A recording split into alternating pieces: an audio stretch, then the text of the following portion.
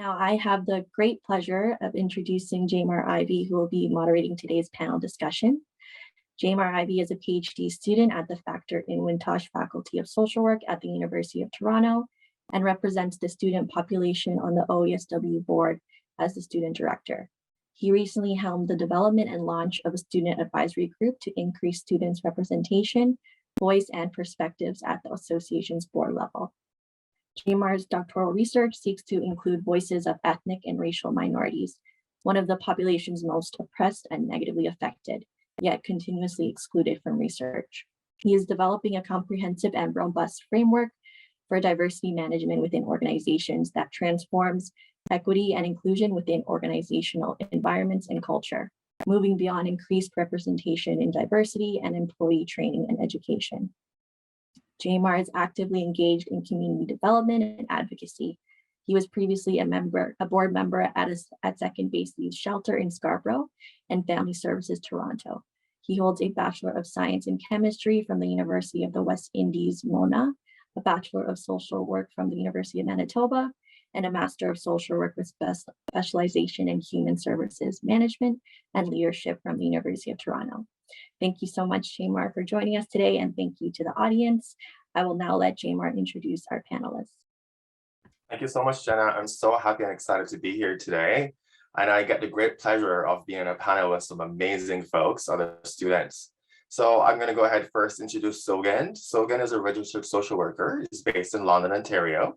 Her love for creating community, advocacy, and building genuine connections with diverse populations has led her to the social work field.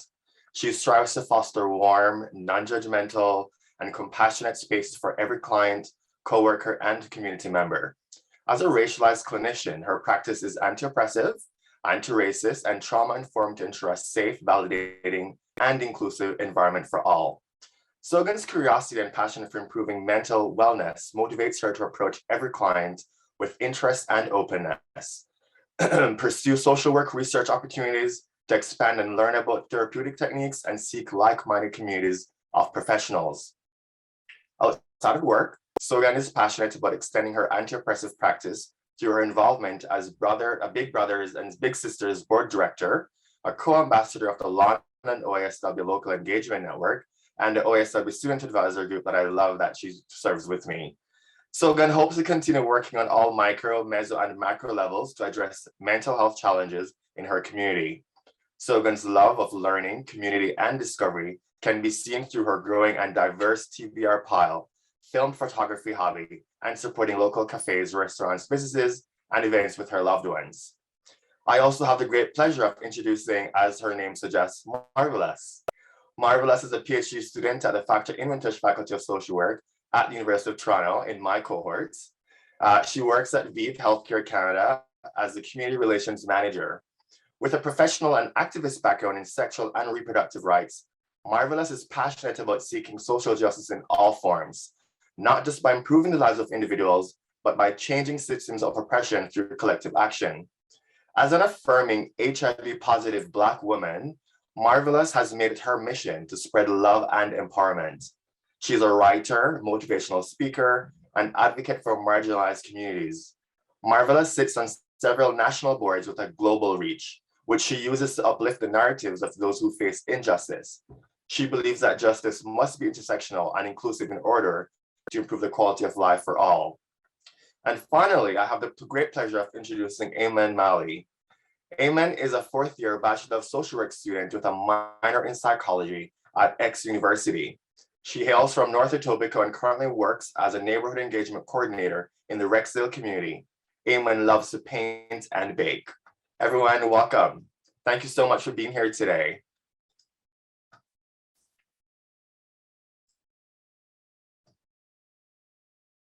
So let's get right into it. You know, as students, no more than ever, which is a theme for this year, we want to focus on student voices and focus on student experiences. And so we're just in the middle of multiple pandemics, but let's start with COVID, for example. We want to start with, what has your experience been like completing your studies during COVID? So again, I don't know if you want to start us off. How has it been for you with COVID?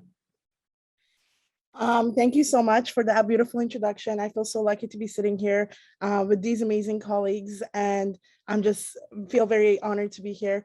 In terms of how my studies has been during COVID, honestly, I think the part that made it the toughest was the fact that obviously we couldn't foresee this coming. So the lack of planning and having to stay flexible and switching paths, within a day or two. And at the time, we were in a really small cohort. So the reason why I personally picked a school like King's was because they had smaller class sizes. I was really looking forward to having that community and being able to be in a classroom and having the discussions that I think really make the impact on our education outside of the curriculum. So I think with it being COVID, I think the good thing about it is the fact that I had to adjust really quickly, and I had to learn a lot about myself really fast and learn how to adapt, which I think is the field of social work as a whole. Like when we are in our field, things are thrown at us all the times that we might not know how to react to right away, but we need to be able to think on our feet. So that was the positive aspect. But aside from that, I personally am someone who doesn't love being on screens, and I feel like making connections in person goes a lot longer. And I think given that I'm from a collectivistic culture and having moved here when I was 12 years old, I always seek that community. And to me, being online, I really felt that missing, even though people were amazing and my cohort was so close. I think it became a little bit harder to feel connected. And so it felt even more like you were kind of in a silo going through that experience. And also, I think in terms of building connections and networking within the social work field, especially as someone who didn't do their BSW, I did a Bachelor of Health Sciences before my MSW. I didn't know a lot of social workers here in London, and I really joined the field based on one mentor's experience. And so that was kind of tough also to not be able to share some of the unique experiences that I was having as a racialized student. And I know there were other folks in our class, but we also, I think, were kind of siloed and we're kind of afraid to reach out or feel like we had a community because we hadn't had enough time in the classroom for that to form. And it wasn't until I actually joined the LEN network here in London, who was actually directed by Siam, who's a racialized woman, and she created this really tight community for us of other racialized students. And I think that was my one saving grace during my time doing the online schooling, because having this group of people made me felt more connected to my community, and also made me be more creative, like going for distant visits, sitting in separate cars, or all of that good stuff. But overall, I would say it was a very tough experience, and I think it's even translated into how we do our work. Once we've come out of the field, there's differences I see between how I do stuff and other social workers, but maybe I'll get a chance to touch on that later. Yeah, I hope that we can talk about how, your experience through COVID and multiple pandemics has shaped your social work practice. And we're going to get there. Thank you for sharing, Sogan. I'm curious, Amen and Marvelous, what was your experience like, completing your studies during COVID? Amen? Yeah, I can jump in. So just once again, thank you, Jaemar, for the introduction, and happy International Women's Day, everyone. So first, just for my behalf, I'm a BSW in my final year. So when COVID had started, I think I was in the middle of my second year. And I feel like back then it just, at the start, there's a lot of uncertainty, but I felt like it was convenient for me in the start, just because for me, the main thing that I guess I was happy about, and a lot of others, my peers, was no more commuting. So that saved me a lot of time. I think it started off with no more commuting, but then it eventually moved on to 1 year, and now here we are. I'm at my final year. I feel like I missed a lot of experiences because of the whole ongoing COVID situation. I had both of my placements virtual. Obviously, I wanted them to have more in person because we can have more interactions, more networking, but obviously it was online, and I feel like I was grateful for the experience. I did learn a lot of new skills during this time management. I was balancing school along with my placements, along with my work as well. But the positive thing during this experience for me personally was that I feel like I got time for more activities, to be more involved in my community as well as school. So during this time, I got the opportunity to manage a lot of COVID-19 clinics in the Rexdale neighborhood. I was like managing a lot of those clinics, and I feel like that would not have been possible because obviously if school was in person, there's only so much commitments I could have made. But because most of my classes were virtual, I was able to take that time and invest it in my community. And I think that was really important for me. And I'm really grateful that I was able to give that back to my community. But apart from that, I think there was a lot of, I was grateful enough to be a part of the OASW Student Advisory Group. That was an asset that I had during this period of time. And I hope we can have our graduation in person, but my experience in one word would be a roller coaster. I did have my ups and downs. It was emotionally draining at sometimes because I was starting off classes in the morning, moving on to my placements for 8 hours just on the screen. And then on other days, I was working virtually for my neighborhood engagement coordination job, which was also virtual for most of the time. The only time I was probably able to go out was when I was managing the clinics, the COVID-19 clinics. So it was definitely a roller coaster, but I am grateful for all the experiences that I did get during my undergraduate experience. Thank you so much for sharing, Emma. And you're right. I like the way that you phrase that, a roller coaster. Certainly is the way it has been for me.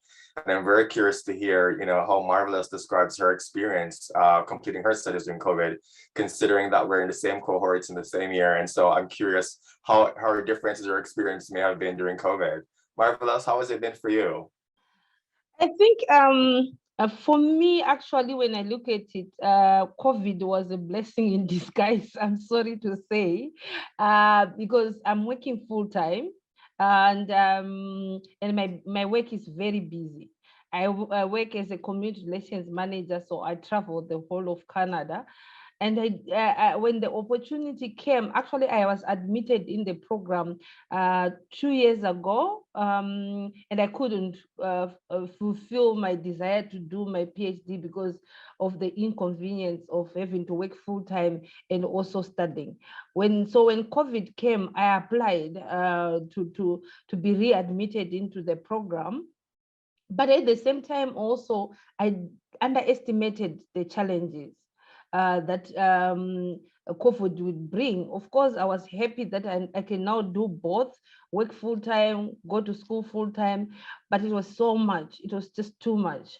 In the first semester, I took a heavy workload. And I had to do also work, and working from home, it meant that there was more Zoom calls rather than me being in the field visiting customers. So it meant I had to balance both the Zoom calls for class and the Zoom calls for work. And I just felt so frustrated. And it also happened that at that time I had other personal issues that were going on in my life that I had to deal with. And without friends to hug you or to really be close and be together was a challenge. But in terms of studying, I have a very great cohort. So we could meet during maybe weekends and go over through our studies. I failed my stats, by the way, my first semester. And that was so devastating because that was my first time failing a study, and of which I think if there was no COVID, I would have passed it. I would have been able to meet with people and also do other things. But as you know, also COVID, when it came with its own challenges. You have to support even people back home. I'm from Zimbabwe. So you're not just thinking of yourself and your academia, you're thinking of all the other extended issues that you need to address. But I'm glad that I'm now in my second year, and I meet with Jaemar now and then at the campus and other first-year students, and it's nice to see people in class. But it has been a challenge. It has been a challenge. Thank you for sharing, Marvelous. And you've trotted on, and so you've gotten through stats the second time around, so that's great. But statistics was hard for everybody in our cohort.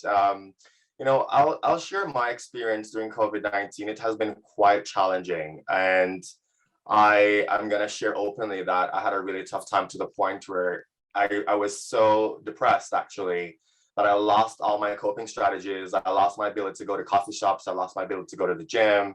I lost my ability to meet we started our PhD during the COVID-19. It was not even where we transitioned over from in-person to COVID.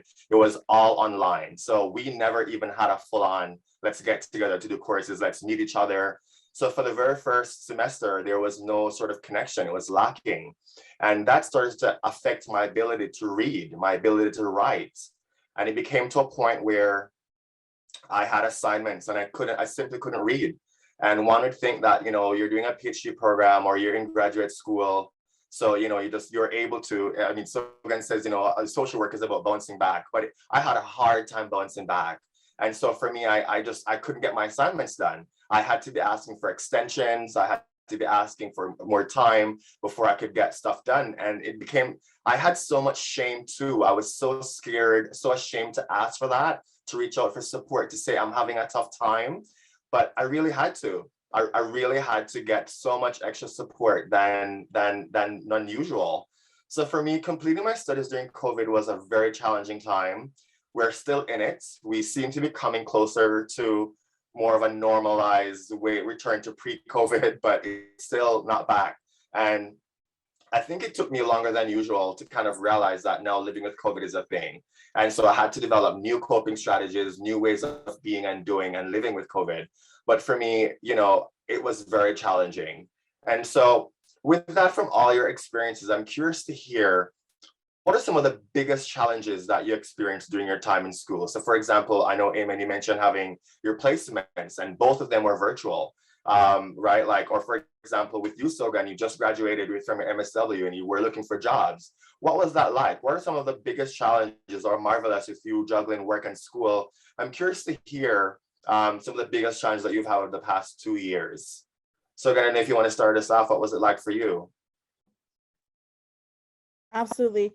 I think it was so interesting actually to be able to go to this, through this program, and then at the same time towards them, and especially have communities where we could unpack the experience we were having in school. I think that has given me a really unique perspective on what my experience has been. And this is something that I think about even on the daily now, about what the challenges were like going to school. So I think some of the challenges were definitely COVID dependent, but some I think are challenges that we face in social work schools, but especially as racialized individuals. And I would like to acknowledge, I do have quite a bit of white privilege because I am more white presenting. So if that's the experience that I was having, and I give up that privilege pretty quickly, usually when I'm in spaces, because I don't want that assigned to me, because I wasn't born here and I don't feel like I fit in a lot of times culturally, or through even learning some of the stuff we are learning about. The critical questions I'm asking are different than the ones that my classmates are asking. So with that being said, I think one of the biggest challenges, I guess, is looking at the curriculum even, and the education that we are receiving. And when we talk about, systematic racism or colonialism, it doesn't stop. It's so hard to even pinpoint. And it wasn't until I was in my master's that I had the language for it. But some of the curriculum we are having is also based on white supremacy and the things that are kind of keeping those systems in power. So I know that even asking questions about how would you then adjust this theory when you're talking about something like racial trauma. And a lot of times those kind of questions were met with silence, honestly. And that silence can be demoralizing. So I think one of the challenges was that I felt like the questions I was asking were either not, they were too broad or not smart enough. And that's why I'm not getting any answers, or it completely is neglecting a group of people who would need those answers for us to have figured out when they're coming to receive counseling or any social service from us as social workers. So I would say that was one of the challenges. And I think the other challenge was, I think the silo that you feel as a student, where you quite feel like you don't fit in and you haven't really found your people yet. And again, that is partially COVID dependent. Your first semester, at least for me, I always like to get to know people. And then second semester is where I'm finding my footing and forming relationships with my people who I want to keep in my life, for years to come and things like that. And I think that was kind of halted. And that process took a bit longer. And again, joining the OASW LEN network at that time was what brought me to my closest friends from the program that I still rely on even for supervision. And then lastly, something else I want to touch on, I think the placement experience was really tough, honestly. For it being in during COVID and being online, I was at a government agency, so I personally didn't have access to, let's say, client files and things like that. But aside from that, just not having, other social workers or experience around you to kind of guide you, because so much informal mentorship and peer-to-peer or colleague mentorship happens, I think, in those placements that were completely kind of felt like it was ripped away from me. And again, I really find my footing and learning by asking a lot of questions, which is not typically how people maybe learn in a more North American society, and also by finding my community and having a safe space to kind of talk through the things that I'm experiencing or the questions I have. And I feel like that was the toughest part of the experience. And I think part of that was with it being online. And then again, with supervision, it's hard when you want to discuss issues of identity with whether it's race, whether it's fatness, disability. I have multiple intersectioning identities, and it's hard when the person in front of you can hold that in depth of a conversation. And so that's why I'm very passionate about having representation, both in the field clinically for our clients who are from different backgrounds, but also in supervision, so that more racialized social workers and more social workers with intersectioning identities feel like they can belong in the field and feel like they can actually do the work, and that it's a difference between diversity and feeling like you're actually included, and that your learning is fostered in a way that you're going to thrive and do better for those communities. So I do think those were the challenges that were present in my time, at least as a student, and definitely exacerbated by COVID. So that didn't help it. And I think that, similar to what you said, it was just really hard to even, feel motivated to get out of bed to attend class, to want to engage, to go out of my way to form those connections and all of that good stuff. So that's what I would say. Thanks so much. Okay, no, I appreciate that. I love how you're preaching, you're preaching about how there's a difference between, saying that there's diversity and but feeling included. They're two separate things that often gets missed.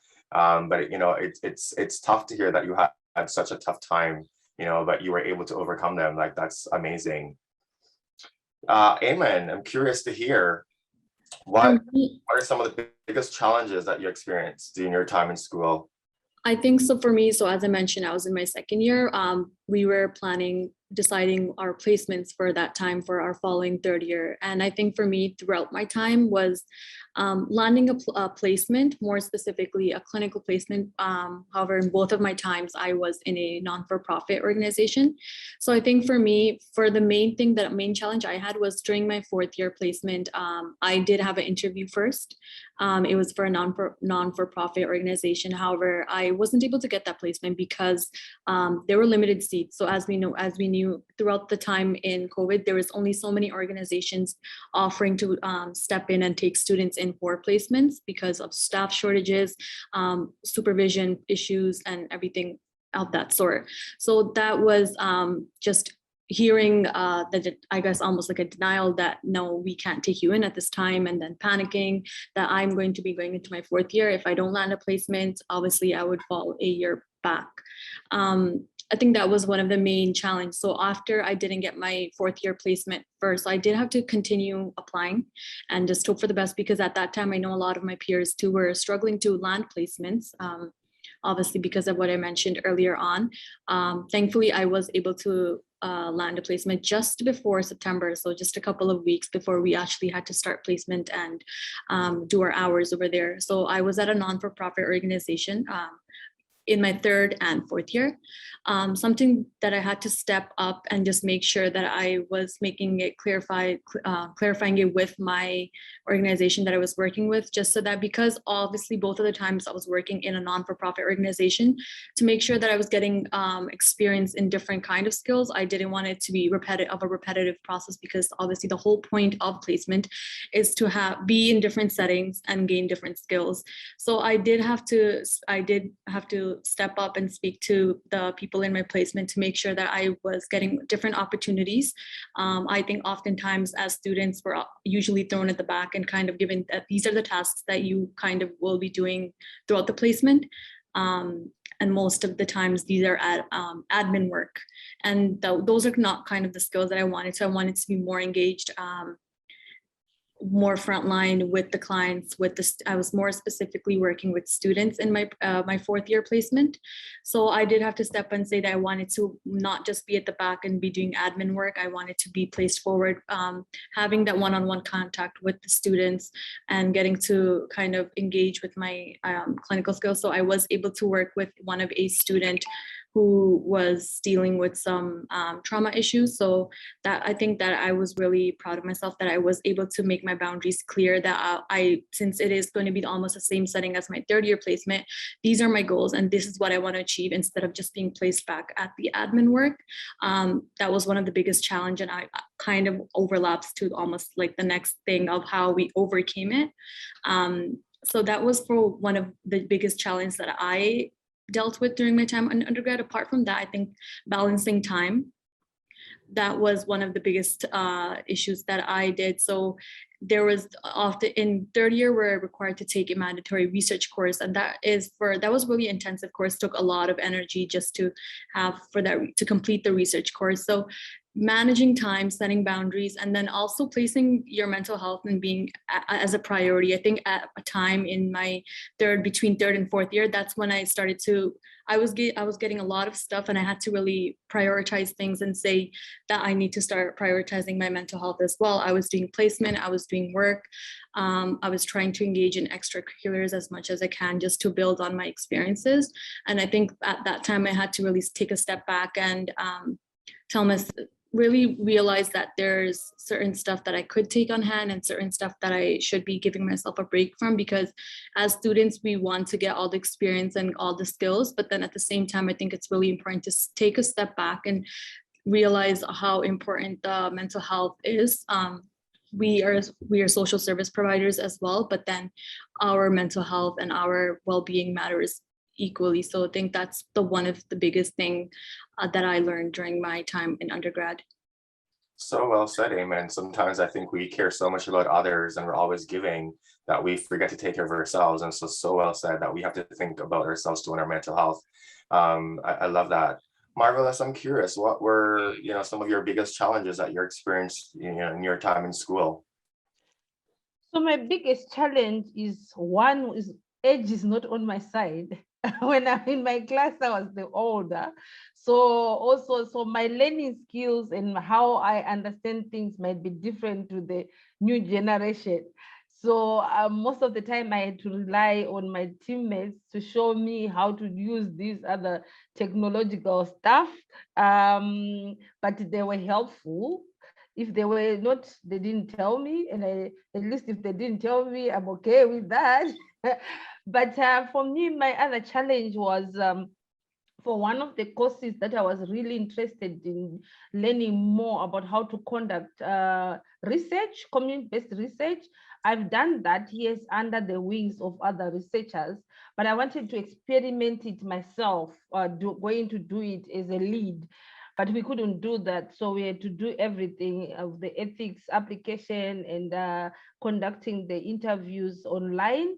But also, on the other side, I learned how to do that. I gained that experience, but I would have loved to do everything in person. But the other issue that was also a challenge was, I'm not sure if other people also online feel the same. I'm not confident. I went to school at a group A school. I speak English. I spoke English from primary school until I finished my A levels until now. But there's situations where you are put, and when you want to ask a question, you feel like it's not coming out nicely online.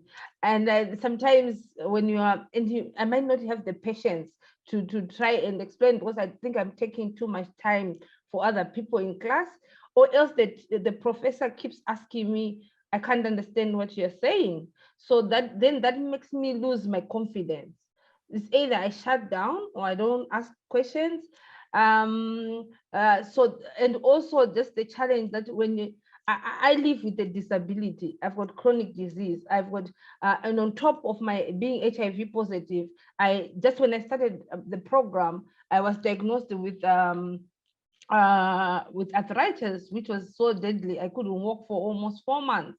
So which meant I needed to be on, sometimes I would be off my camera because I'm in pain. I need to ask for time off to go to the hospital to do exercises. And I feel as much as UFT has got accommodations, I feel they need to do better, more, because I compare myself from where I was at McMaster University for my master's. My accommodations were very comprehensive. But I feel like at UFT, you have to prove yourself to the extreme for you to get the accommodations that you need. So for me, that was a challenge. And but also just trying to fit in and feel like I'm also competent. Sometimes I would sleep very late, around 4 a.m. And I'm tired the next day at work, and I'm tired, I can't do, or I would do a shitty job on my assignment because I want to submit on time. So for me, those were the challenges. But also just I wanted to feel how it feels to be in school, like full time, attending classes on the other hand, because I've never done that. For my bachelor's in social work and also my master's in global health, I did part-time, like I would go to classes either in the evening or other. I really wanted to feel like, okay, now I'm running with the big guys. How does that feel, being in class and learning from the professors and my other students?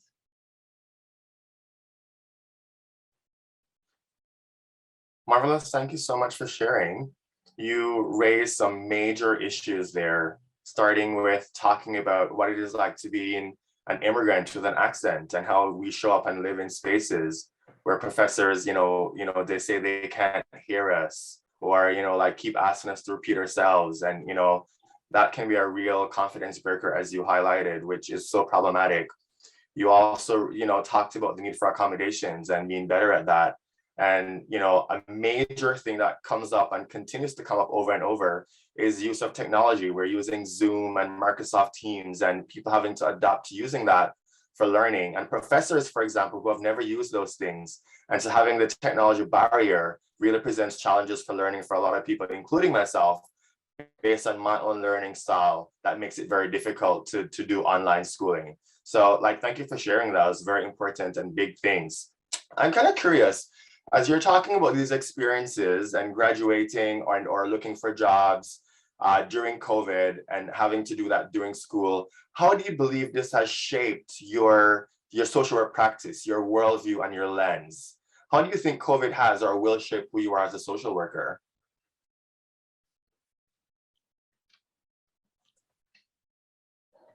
Anybody can jump in, Amen, Marvelous, or Slogan. I'm curious, how do you think that COVID has or will shape your social work practice, from all these experiences that you've had? I think for me, it's just knowing and understanding individuals. But sometimes we develop these programs, or we develop situations where we think one size fits all. But sometimes one size does not fit all. You have to look at situations individually to find out, okay, for this program that we are creating, how will people adapt? And are there ways? It's not everyone, for example, who's got a computer, or language can be a barrier. And there's issues of power dynamics too. So for example, when I look at, I work with people living with HIV. So so one thing that I learned about is when doing case management is actually finding out if people have the same information. What is being said and what is being conveyed in different areas, is it the same? And understanding how best I can help and try to simplify things, putting language in simple terms that people can understand, but being able also to do follow-ups, doing follow-ups with whether you're doing referrals, doing follow-up to find out if whatever you're doing is working for both parties. But also communication for me, it doesn't have to be in a way that is complicated, or in a way that is makes people be lost in transition, or lost even in transmitting the information. But another thing also is trying to find out resources that are available in the community and share with the community. Because as I looked around, I heard other people, it's through the community that I heard about resources that are available. I heard that there were other organizations that were giving out computers to mothers who have children. So trying to find out outside of your box, outside of my HIV, even outside of my HIV sector, what other resources are out there. So networking and collaborating is important. And not only networking with the same people that you network with, but when it comes to students also, trying to make sure that when you are an organization that takes on students who come for social work, give them the roles that they need, that are meaningful. Not that when they come in, because the person is coming for placement, now they have to do the food bank, and they're not doing anything to learn how to put the theory into practice. But it's also vice versa. For students, when you go in trying to find out, okay, if COVID comes or something else comes, how do I, as a social worker, learn to be innovative and to think out of the box? So demanding that when you are on placement, demanding to know, because if you don't demand, like if I'm your supervisor, if I'm busy, there's no way that I'm following up day in, day out to find out if you're getting what you need. So it's both ways. Also students demanding and knowing exactly what you want. Do check-ins to see where you are, but also trying to find out what does the community need versus what is the systems already Sagan mentioned issues of systemic racism and all those things. Some of the communities that we serve don't even understand or know that they're being oppressed, or they don't even know that I'm being in a sexual violence relationship, or even just there's bias. So you need to do conscious raising, because maybe COVID is not the only thing that's coming. Maybe there's another one, and we don't know how long we're going to live with COVID. So how do we advocate for the people that we work with?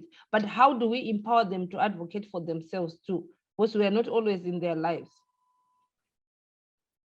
Yeah, like you're raising some great points, Marvelous. The same like Eamon talked about in her experience in overcoming what was happening in her placement.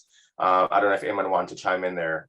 Yeah, I was just going to speak to Marvelous's point of demanding. I think it's great that she brought it up. We, as often students, just feel that once we do enter as placement, we're going to do whatever we're told to do.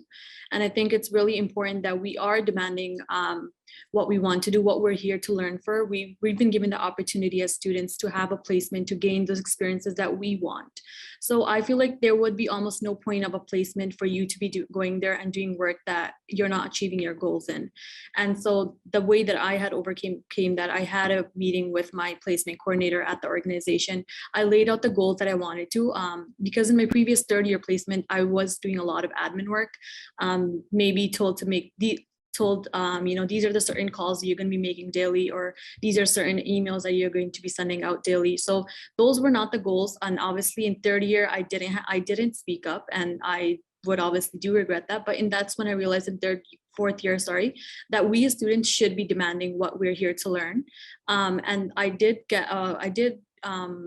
get a chance out of that when I did speak with my placement coordinator. I was able to work one-on-one with a student and use my informal counseling skills for that student. So I think demanding, regardless of that we may be undergraduate students or just students overall, demanding is really important. Although even maybe in the workplace, when we do enter the workplace, demanding other things as well.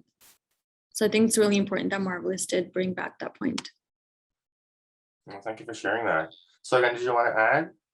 Yeah, I was just gonna say those two answers were so fantastic. It's hard to follow, but I would say, yeah, I agree with what has happened with COVID. I think it's been a double-edged sword, like in terms of how it's shaped my lens. In a way, it's brought out a lot of creativity that maybe I didn't have before, especially because I was working with kids and teens online a lot of times who had a hard time paying attention in the first place. So trying to make it engaging and not another experience that's negative, given all the Zoom fatigue that's happening, and all the stuff that they're being forced to do on screen, which a lot of times the kids didn't want to do in the first place either, just like the rest of us.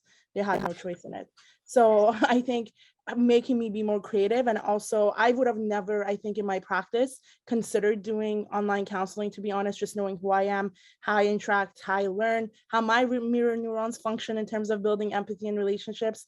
But I think these past 2 years have proven that it is possible to do good work even on a screen. And the only reason why I think that's important is because sometimes for accessibility reasons, it is good to have that in our back pocket to make stuff like this more accessible to communities who might maybe otherwise don't have the safety, the resources, or the ability to kind of meet with you in person and things like that. So I would say that's the one benefit. And then going back to what both Ayman and Marvelous mentioned is that advocacy piece, because I found that I think a lot of programs are also not used to students maybe doing that advocacy work. And I have, and I know my cohort has come around a lot of pushback when we have a lot of times tried to do that advocacy work. So for my advice for anybody going into the field is to continue to push, but also do it as a united front and uplift those people who might feel scared to do that work, because once the voice is united, there's a lot more impact that you can get in getting kind of the experience that you need to be better social workers, because that's all why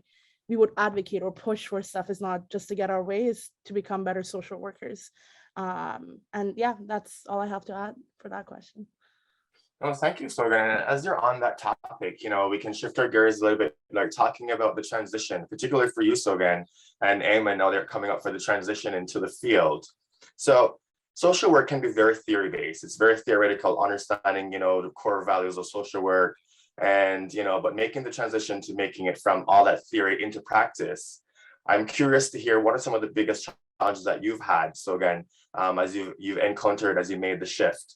Like what surprised you as you transition into the field, and also Eamon, as you're going into it, to think about that after Sogan tells us like what's going on for her and her experience.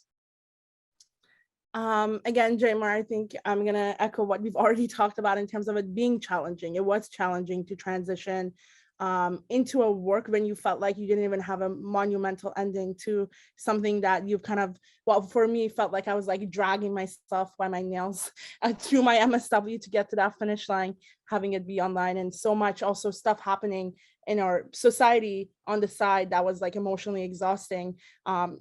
At the same time as the pandemic was going on. So I think applying for work was okay, like, just doing Zoom interviews, everything that we had done for the last 2 years. But I think getting in the field, I think when we were in school, there was this push to do our placements online, which is fine. And some placements had the opportunity to go in, whereas others didn't. But I think that has impacted, personally, for me at least, the confidence I had going into my role. And I think when you haven't had a lot of maybe experience or that supervision or that informal supervision, I think going into the workplace, the expectation sometimes of the supervisors or colleagues is you would have higher knowledge or skill set. And I don't know if that's just the general understanding in the field, or if it is based on the fact that we have had to kind of sacrifice some things to be able to finish our program through COVID. So I would say that's been a bit of a challenge. Even having to do half hybrid and half like in person for me was a challenge, trying to adjust to that scheduling, because I'm so used to being home, and then having to also stay super flexible in terms of, okay, now we're opening the agency for 3 days, now we won't. You'll be here today, but we don't know where you're going tomorrow. So I think the chaos that we kind of see happening during COVID, both on a societal standard and also the chaos I think we all feel individually on the inside, I think it's kind of translated, to be honest, in our systems and in the organizations we work for. In the way that I have seen it in my short time is, what surprised me, what is that things aren't necessarily as organized and well-oiled. And I did a diploma in non-for-profit management, so I knew already that non-for-profits, the way the budgeting is and the way they're asked to operate a lot of times does cause a lot of stress and chaos for everybody who works within them. But I think there's an extended level where the need for mental health services is so high, but the resources are not low necessarily, just even in the amount of social workers, but the capacity we have, the amount of sessions we can offer. So I think that has been a surprise. And I think another thing that shouldn't have been surprising to me, but it still is and continues to be surprising, I think, is in the agencies where we work. And we don't see a lot of, let's say, racialized communities reaching out for support. And we're asking, oh, why won't they? Well, our whole agency looks the same. I mean, our agency looks the same, and we're all using a lot of theories that are, like you said, social work is theoretical, and all those theories a lot of times are made by able-bodied, cis, white males a lot of times. And that's not to dismiss the use that they can have, but they sometimes do need to be tailored to match our populations. And that's not something I think we were taught about in school very much. So that's up to you as a clinician to kind of stay up to date on the research and the learning, but also to get creative and make your own adjustments based on the clients you're serving. So again, the surprise, I guess, was that the lack of representation, both in the staff that wasn't representative of the community, and then the surprise of why aren't diverse communities reaching out for support? Well, because the work we do a lot of times doesn't fit their needs. So that was definitely also a surprise for me. Oh, thank you. It's so funny, like, social work is kind of known, particularly here in Canada, as being a profession for middle-aged white women, and not a lot of representation. It's still very much dominated by women, but certainly representation is so important. So that's like a very good point. And so I'm not shocked by it because I've been around for a little while, but I hear you on that. Ayman, what is it like for you transitioning into the field as you're about to do that right now? You're in that process. I think I think there's a lot of, just echoing what Logan was mentioning, a lot of feelings of uncertainty, right? Like all this time we've been, our identity's mainly been as a student. So what are you going to do after student? And I think for me personally, oftentimes we plan, okay, so I'm going to get my bachelor's. And then for me personally, I'm hoping to go into my master's this fall. So I have applied for my master's. So there's a lot of feelings of uncertainty. So personally, I've applied to the University of Toronto, the master's over there, but I've been placed on waitlist. So now there's a lot of feelings of uncertainty. So what if I'm not in? So what's after? So there's, I think as students, while during this time for us is obviously the most stressful, whether is where we're waiting for responses to hear back from graduate programs, or whether we're just thinking, once I am done my bachelor's, what are the next steps I'm going to be taking? Personally, I've been feeling a lot of feelings of uncertainty during this time. Fear, uncertainty, these are just some feelings that I have been feeling.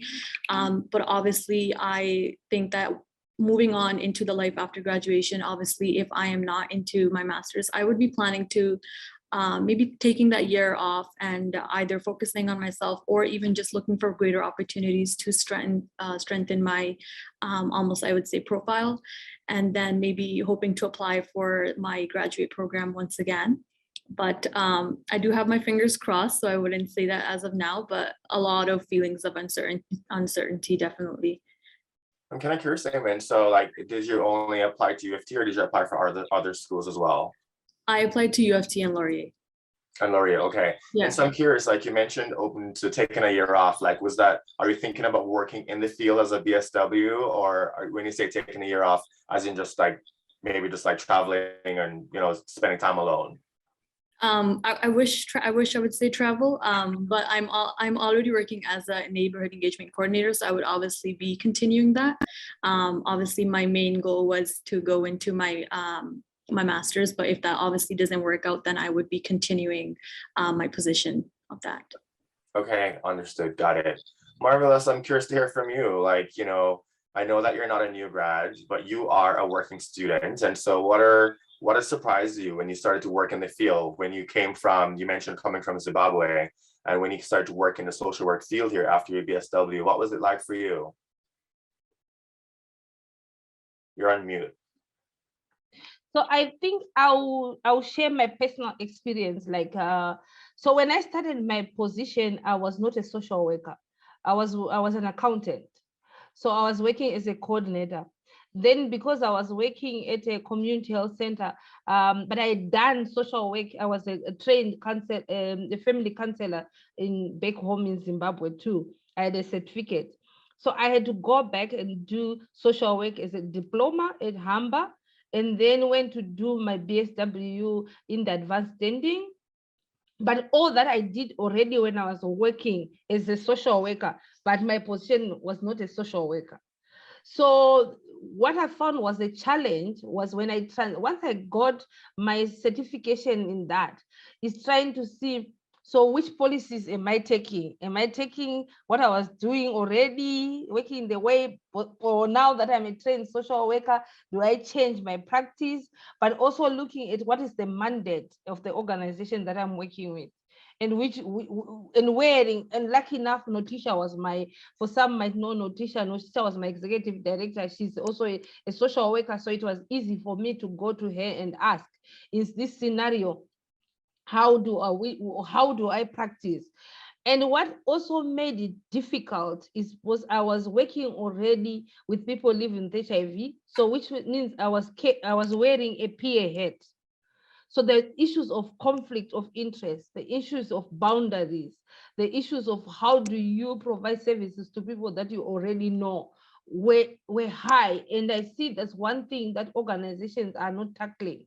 So a lot of organizations are recruiting people based on cultural appropriateness. They want to provide cultural appropriate services to, whether you are in harm reduction, whether you are working with sex workers, if you're enrolling someone who is actually active, or they were past active of that, whatever you are bringing, there is no systems that are put in place to support the person who's doing the work, even if you're a trained social worker. So I think there's issues that need to be put in place, like how do you debrief? Who do you debrief to?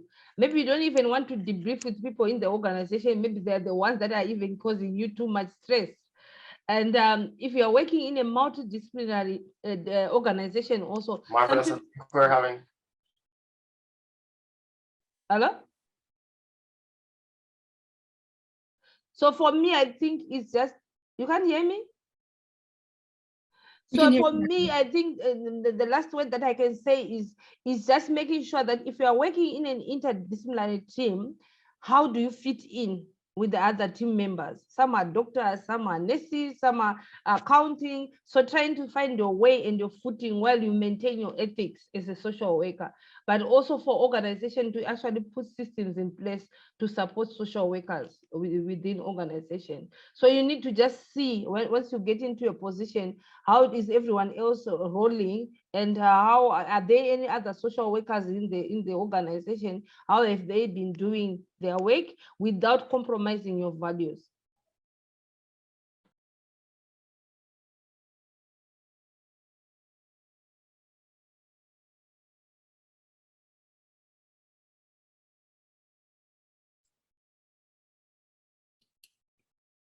I think I'm having some internet issues. I'm sorry. Is everyone able to hear me?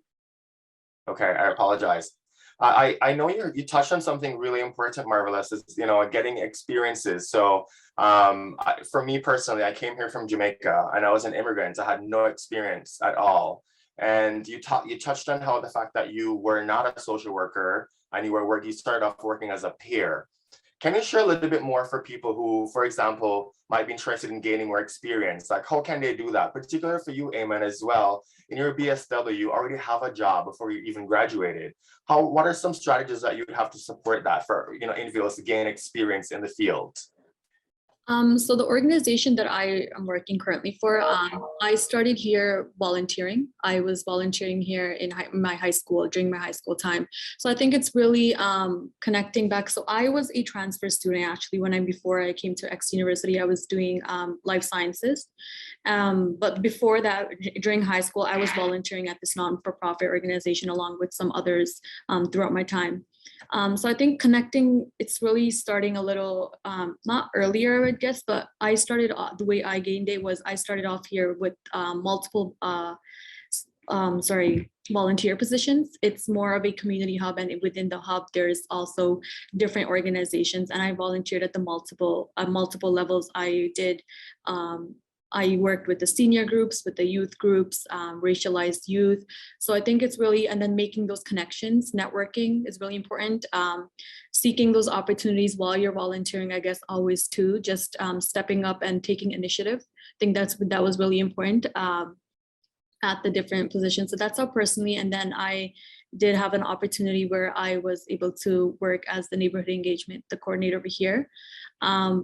But just, I don't want to step away from the topic, but even while working as the coordinator, through the coordinator, I was able to also work as site managing at multiple COVID clinics. But I think throughout this experience, something that I did face or deal with was, I guess, almost being one of the young workers and how often people would take you seriously. in these positions. So I was just working at the site managing clinics just a couple months back before I did start school again. And that was an interdisciplinary setting. There was nurses, doctors, obviously other people. So I think, and being kind of I guess the youngest one, they're setting those boundaries that you are managing them. So that was really important over there. This is obviously moving off topic. But I think, yeah, setting boundaries was really important during these positions. If I am, let's say, meeting in a large meeting with different, let's say the city or United Way, or there was other organizations in the meetings, how often do they take you seriously? Mainly, let's say, because of gender, because of age. I think oftentimes I was overspoken, or maybe my ideas weren't taken as seriously just because I was one of the youngest workers over here.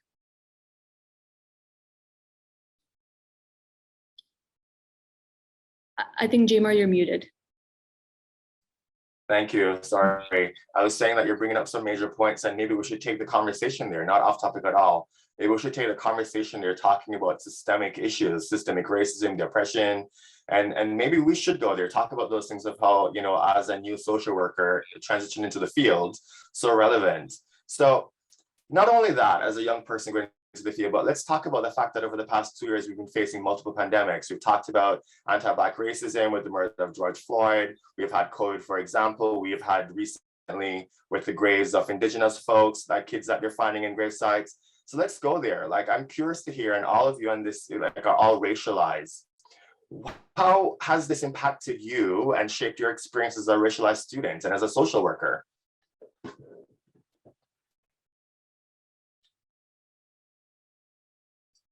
I think for me, it's I work in a mainstream organization. Majority of people are Caucasian, and maybe also coming to a place where I'm an activist and I'm a social worker. At first, I didn't know how to address these issues. I didn't know how to bring it up because I work in a big pharma company. But just being given the space to do so was something that I really appreciated, and realizing that I'm not the only one who was feeling the same. So we formed some groups where people can join, and we have topics, and we bring presenters within our organization to come and talk about racism, to talk about how do you white supremacy, but also how do you become an ally, and just trying to define what things. So we've got for different things. We've got for racism, we've got for homophobia, we've got. So for me, then that's where I can apply my social work skills. But also trying, if I see anything that is missing or people are not talking about or are not scared of bringing it up, trying to find ways in which it can be addressed without pointing fingers at anyone. But I don't want also to be the one who's bringing issues. I don't want to be the one who's leading all these. So making sure that we also build the capacity of others to be the voice. Not only letting only the Black people being the voice, or the South Asian population bringing the voice. So making it involving everyone. So in our communities, we make sure that we are mixed. So also, like when I'm doing that also in different platforms that any meetings that I go, even at church, I'm bringing issues of racism in church, talk about racism, raising awareness. In every platform that I manage to get, trying to raise awareness and giving people examples of how they can join in the conversations and how they can contribute. So again, Amen. Yeah, I think it was a really tough time, I think, for this to be happening at the same time as a pandemic. And I can't even imagine what it is actually like, you know, for the Black communities and the Indigenous communities, because I think the aspect of this to me that was the most baffling was that something like this needed to happen, or it felt like it needed to happen for racism to even be taken seriously. Like the George Floyd murder really has opened up a policy window, and it's where people are now talking about these issues. But I think as a racialized person, you know, this has been going on for years, or before this had even happened, so many conversations about, you know, microaggressions, which I really personally hate that word, because microaggressions are not microaggressions. Microaggressions are macroaggressions that are bundled and wrapped up in this tiny little comment that is societally acceptable to be delivered to a person of color. That is not a microaggression, that is a macroaggression. And so, yeah, I just think it's another way that society likes to turn a blind eye towards what actually is happening, because we feel like this is our community, this is our in-group, these are our people, we wouldn't behave like that. But even as a racialized individual myself, I remember like thinking, how do I even respond to this? Because it's too much and I don't want to be performative. But what do I do aside from being performative in these scenarios? And not to mention that, like, it's not that that's not important work to post, let's say, Instagram stories or all that good stuff, because it raises awareness, but a lot of times it feels like you're in your own echo chamber where you're talking to the people who already agree with you and you kind of going around and around. But I think the thing that made it the most hard and really impacted me as a social worker, I think it's like the white silence. Even when you're in a classroom, and these topics a lot of times have to be brought up by racialized individuals. It's like the trauma isn't caused at the hands of racialized individuals, Indigenous and Black populations, but it's up to, it feels like it's up to them to then better it. Do you know what I mean? So I think that was really hard, because, and we've had this conversation, me and my classmates, like racialized classmates specifically, about how, yes, it's a lot of burden and it shouldn't be up to us to kind of change it, because it's a lot of work and it's a lot of more emotional exhaustion. It feels like you're doing your full-time job and then you're doing an emotional labor of a side job of doing EDI work, even though you're not in an EDI position. That's what it feels like a lot of times. But also ultimately that burden falls onto your shoulders. So I think that's been kind of interesting for me to reconcile with as I've entered the field, but also it's made me so much more passionate about really seeking out my community, relying, because I feel like since I had moved here, I didn't feel like I did that or could do that, but how important community care is, and how important more than ever having these conversations are, being frank and blunt and calling it as it is, and also educating yourself. Because I think there's this understanding that, oh, if you're racialized or have intersectional identities, you don't need to do better, but we do. We have all these things to unpack even within our own communities and our cultures. And I know that to be true for multiple cultures, not just mine or somebody else's. So I think it's really made me passionate, has really kind of lit this fire under me to not really keep quiet and also do better myself, like to look at more research, produce more information that is actually targeted towards those populations. Next time it happens, the burden doesn't fall on them to fix it. I have a follow-up question for you, Sogan, but I want Eamon to share a little bit first. It's sort of like, now that there is this increased awareness and there's so much more focus on these systemic oppression and racism that happens, how it's shaping you, like, as your social work practice and how you focus the work that you do. But I want you to think about that. I want Eamon to share some of, her experiences first around how it's affected you as a racialized student. I was just gonna echo what Sogan said, that all this had to happen before we actually had to start having these conversations. It's surprising because we're in the social work field, but I feel like oftentimes these conversations are kind of shut down, and whether it was the death of George Floyd, or whether it was the Indigenous residential schools conversations, these weren't brought up until these incidences were brought up.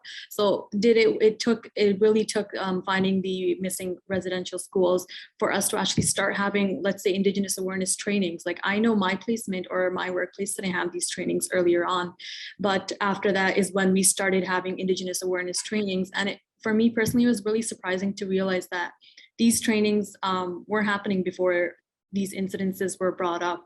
So that was really surprising for me, because all of a sudden we started having these trainings, we started having these conversations. But I feel like even despite these things coming up, there's still almost an awkwardness before people actually start having these conversations. So that was my personal experience. I was very, very surprised that these conversations only started happening after these incidences. Thank you, Eamon. So again, I'm coming back to for that follow-up question. So the awareness that's happening, the trainings that are going on, the issues of systemic racism are so much broader now, and they're there, as Eamon mentioned. These things happened. How has it like impacted your work as a social worker in the field?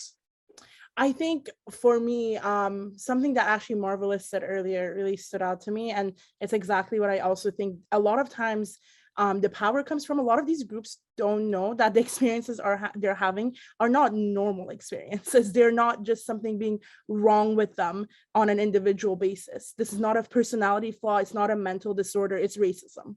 And I think I was having this conversation with a mentor about how a lot of times, even in high school, I remember going to a very white high school here in London, Ontario, I would think, oh, I'm just weird or quirky. But no, it wasn't weirdness or quirkiness, it was racism.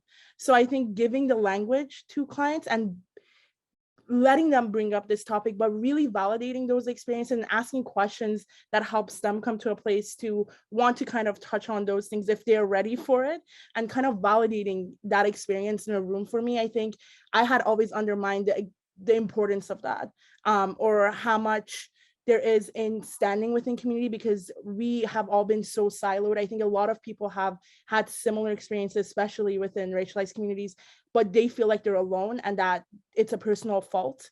And I think changing that narrative is really powerful, because a lot of those individuals are from collectivistic cultures who rely on each other and community. And I think personally, for me at least, and this could be me projecting, I have lost that a little bit since moving here and moving into a city like London, and really going back to those roots of what does community care look like? How do you form community?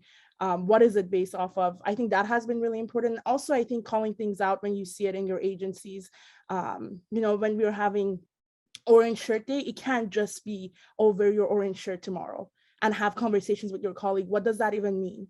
So I think asking the tough questions, even if you're faced with silence, it's also how it's changed my practice. And then lastly, I think having mentors that kind of understand where you're coming from and agree with the way you're practicing or want to do that anti-oppressive practice. I think it's so amazing and has been the most impactful experience of finding people in the field that you feel like could help you become a better social worker, who you see as someone who's already doing this anti-oppressive work. And then last but not least, I would also say, again, it has allowed me to feel more confident in my own skills. A lot of times I was using theories and feeling like this doesn't make sense. And I think having these conversations then with mentors who've been in the field for a long time, or with other individuals of color who say, oh yeah, I felt like crap when they practice this way, has been validating. So I think what has come out of this is feeling more confident in trying things that are maybe quote unquote don't fit perfectly conventionally with what we've always done, but are tailored to fit better the needs of diverse populations, and also bringing this conversation to the table, even when people around you are uncomfortable and don't have the skills to maybe have these conversations, and then pushing for them to reach out for those, because there's no excuse, I think, in our agencies at this time and age where there's so much access to resources, people, internet, for us to begin to educate ourselves. So I think that's how it shaped my practice for now, and I'm hoping that it will develop and I will become better and more true to the words that I'm speaking as time goes on. Thank you. So again, so well said. I know we're coming up to our Q&A section. We have a few questions, but before we do, like I want to hear from Eamon and Marvelous before we wrap up to Q&A. Sort of like, how has the developments that's happened, the discovery of the unmarked graves at residential schools, the George Floyd incident, and also just sort of the COVID pandemic, how has it affected how you see yourself as a social worker and how you focus your work in the field? Marvelous, do you want to chime in? Yeah, I think for me, it's just trying to look at ways that have worked before, activism, and ways that have not worked before. For example, I know in my field where I work, in the HIV field, I've realized that sometimes when we bring these conversations within our institutions, whether we are in meetings, white people, not everyone, but they don't want you to go blunt, like they don't want you to be in the face. So when you go in the face, sometimes they just keep quiet and the room is just quiet. No one says anything, or else they'll pretend as if they listened and they move on to the next topic. So it's re-strategizing on how are we going to do that advocacy? How are we going to, and who on the allies can be the voice? So sometimes it doesn't have to come from me as a Black person. Sometimes what I need to put forward need to come from someone who's white and who can voice it, and it's understood differently. And also we talk, people, sometimes I've realized, especially for us, some people label us either an angry Black woman or an angry, because of our voices are already loud. And that's how we express ourselves. And as a community where I come from, we are used to, we can fight on the table as long as we talk about it and still be able to talk. But here it doesn't work. So for me, it's trying to learn how to walk the talk, but also do what is best for my community. And what is best for my community might not seem like the best from the other person who's looking from us afar, because they might think you're kissing us, but you're not. It's because that's exactly how people want to work. You have to learn how the people work for you to succeed. Otherwise, you keep on beating the walls until I don't know, and they won't listen. So, and I sit on these big tables where my advocates that I was used to doing in Africa doesn't work here. I have to find ways of how to make it work until I get what I want, or trying to find the middle point. But also like the conscious raising in the community where I go as a community, because then sometimes if we don't resolve our issues, we end up having lateral violence against ourselves. So you find either the Blacks are fighting the Caribbeans, or the Blacks amongst themselves, the South Africans are fighting the Zimbabweans, and the homophobia, the xenophobia also plays up. So trying to find how do we come together as a community, and what is it that is unifying us? Is it talking about oppression? Is it talking about racism? And so just trying to find ways in which we can come together, because there's power in numbers. Thank you, Marvelous. You've raised such good points, talking about how can we create change and doing it within the system. That's what you're raising, learning how to see how it is operated within the organizations, the systems here to kind of get the change. But that's so challenging, but such a great point. Amen. I'm curious to hear from you. Like, how have these issues, how do you see yourself as a social worker? I know it's impacted how you are about to become. I think becoming more self-aware. Previously, I would assume that I was aware, I had that self-awareness, but I think after these instances, I really realized that there is more self-awareness that we personally as social workers should be engaging in as well. Bringing these topics in the organizations or in our workplace that we are working in, to have these trainings, to have these self-awareness opportunities for other coworkers as well, bringing these conversations in the workplace. Thank you, Amen. So just looking at in the interest of time, let's turn our attention to the Q&A. We have a few questions that we're going to turn them over. So I'm going to read them out loud, and then you can jump in to answer. So this question, I will be applying for MSW in the fall after graduation from BSW in 2005. So it's been 17 years ago. Any advice or tips to transition from full-time work and adding part-time MSW studies?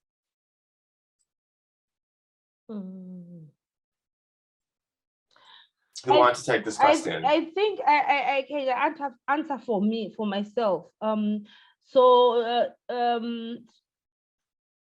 can see that there's transitioning from full-time work and adding part-time. So I'm not sure if it's transitioning with not working at all or working part-time. Because for me, what I found worked for me was to look around at courses but out of those 17 years, you gain some experience along the way. So I'll choose courses that align with what I've done, but also, but then those ones you are bringing expertise and you don't need to labor too much in studying a lot, but you will learn from others. So I would also choose the time. Like if I'm working during the whole day, I might choose courses that will allow me to be able to work part-time, but also give me some time to rest a little bit. But what also helped me is I was, like I mentioned, I was older and I'm still older in my class. I would look for also people who've gone through the same experience like mine, who are still in the program, and align with them. Because sometimes I would find the younger ones were so fast-paced or and I couldn't cope up. So I will also look at one or two people that I can also work with closely, who understands what's going on, to debrief with me or to meet with me once in a while to check in to see if I'm missing anything. But it's just trying on time management and also trying to create networks within those classes. But also making sure the teacher knows where you are, and being voicing your concerns if things are going fast for you. But sometimes we just don't express where we need help. So just expressing where you need help to the professors also helps. Thanks, Marvelous. I would add to that too, and just simply say the question didn't state which school they were applying to, but there are some programs that really are out there for people who want to continue working in the professionally. There are some programs that are geared towards full-time. They're not. I know that UFT, for example, they're primarily full-time, but they have a very small number of part-time that they take. So advisor tips is try to find a school that would accommodate you being someone that's working full-time. So the next question is, other than practicums that are required from social work programs, what are some other ways someone can gain experience in the field, especially during COVID? So I think volunteering. I think volunteering for me, I think is depending with which field. Like now during COVID, there were some organizations that were looking for volunteers to come and work with them. And then once you work and create relationships within those organizations, you might find which other areas you can build your skills within the same organization or with partner agencies. Because sometimes the organization work with other partners, and then you can show an interest to say, I'm interested in actually learning more, and through your partnership projects, but also offering to taking a lead on some of the activities that they're working with students or volunteers. Okay, thank you, Marvelous. So that question that I skipped. Can we talk about how you navigate life after graduation? Maybe Sogan, you can answer this since you just are doing this transition. Yeah, I think that's a broad question, but I will kind of say that it was hard to transition, at least for me, because it's my first time out of school and doing a career. It's definitely a shift from being a learner for 25 years of your life and then going to a 9 to 5. So I think for me, definitely something that I would take into account is still doing stuff outside of work that make you, that align with your passion. So for me, I'm passionate about providing counseling for kids and teens, but I'm also passionate about doing the work that I'm doing, sitting here on this panel or with SAG, or doing the board of directors that I'm doing. And that to me provides me the passion and the fuel I need to also take into the workplace when we were talking about issues of anti-oppression and anti-racism. So that's my number one. Number two is setting aside time to actually spend with your loved ones and to touch base with people who are now also like in their career early on, like your colleagues or your friends, because they help you normalize your experiences.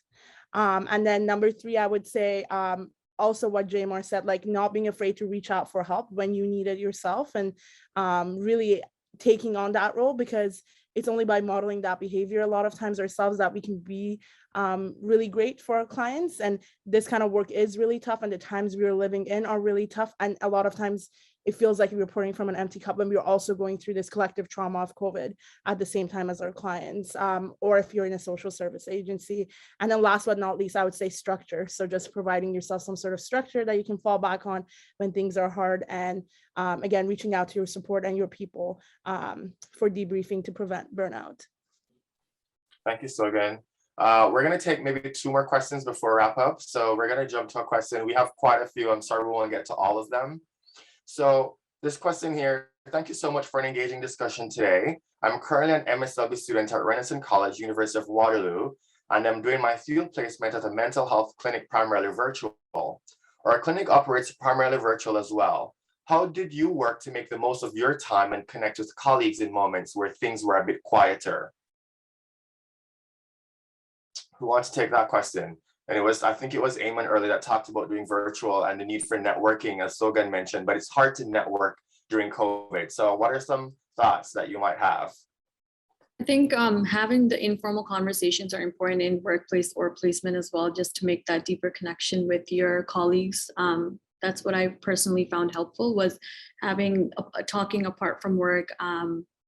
Obviously, what I had was connecting on LinkedIn too, reaching out to people, making those connections. I connected on LinkedIn. I had those informal conversations. The organization that I'm working for is opened in person now. So obviously it's much more easier, but I can totally understand that point that sometimes online it does get quiet and it's harder to connect. But what I found was having the informal conversations as well, just to make that deeper connection.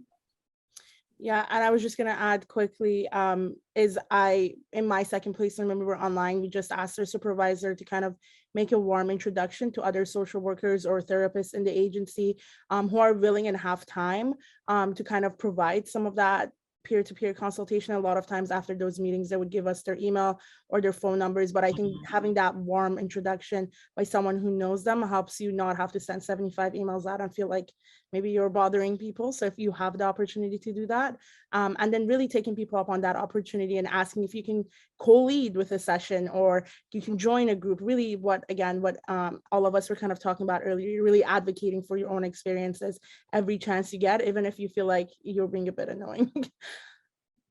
Yeah, I think taking initiative is really important during these online, whether it be in person. Thank you. One last question. So this question here is, how do you choose an organization for field placement in BSW?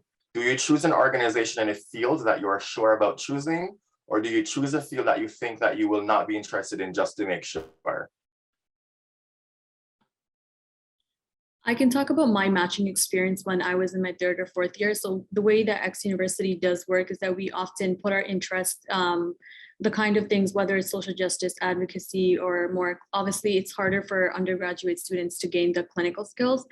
But once we do put our interest, they match you with the organization. And then once you do have an interview, if you are accepted, it's up to you to accept thing. I'm not sure if I answered the question fully.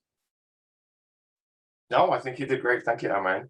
We'll do one last question, and we'll say the last question because we have a lot of time here. As social workers, we advocate for social justice and change. However, how do we proceed when the agency we work for is not open to change, promoting social justice or increasing diversity and responding to diverse clientele? Sometimes it feels like we're stuck in order to maintain our income, but at the expense of staying with an agency that does not align with our values. Marvelous. Do you want to take this one? Yes. Slogan? It's complex, but I think for me, your health comes first. Because if you are going to be stuck in an agency where in the end you end up sick, I've seen, like I work in the HIV field, there's so many issues sometimes. It's a very good environment, but I've seen people getting sick. I've seen people getting sick in trying to change the system. I've seen people dying in trying to change the system. So if you find that you can't change the place, you've done your best, you've also tried to put other people in front to advocate rather than you being the only one advocating, I think leave. Your money is important, yes. But if you're going to stay, if you're not going to change and your values are against the organization, it's always going to be, they always find faults, or you always find that what is going to happen to the clients is not what you believe in. So I think maybe you can't change the system. And some people have been doing the practice for a long time and are not willing. People are scared of change. People are scared of starting new things. People are scared of losing their positions because other people are coming, new blood is coming, and they're coming to change things. So for me, I think, I always say to myself, I want to work, because you spend so much time in a job, more than you spend at home. So I want to spend time at a job where at least there's always going to be conflict in organizations, wherever you go. But if it's conflict that doesn't interfere with my values, that makes me maybe hesitate to even get out of bed and come to work, I can manage. And one conflict that I can manage is working. If I have problems with clients, that I can deal with. But having problems with management and other stuff because they're just stuck in, I can't tolerate. But if something that you can handle, you can stick in. But for me, for sure, I would always say you can never change someone if they don't want to change, especially if it's management. Thank you, Marvelous. So again, did you want to add to that? Yeah, I was just gonna say I need to take more of Marvelous's advice because I do think in the past I have stayed and tried to be stubborn to change something that's not necessarily ready for change in that moment, at least, and it does come at a cost to you. My only other thing that I was gonna add to that is finding people who are in even a higher bit of position of power that can be allies to you, or even, I don't know, again, what setting you're talking about, but if there is supervision, I would try to make these tiny pushes in supervision or say, well, of course, this is difficult because X, Y, and Z. And again, as a racialized person, a lot of times you're already assumed to be less smart, less prepared, all of these negative connotations. I think it's just a way it's viewed, even if it's unconscious. So going in ready and prepared to kind of back up what you're saying, even if it's just in an informal conversation, but you know you're trying to move a mark. But if that keeps failing and there is no room for allyship or partnership, then I would definitely echo what Marvelous is saying, and it's not worth your health because we need you to do this work for the long run and not just little momentary gains. Okay, thank you all. There was one more question, but we weren't able to get to it in the interest of time. We're at 1:30.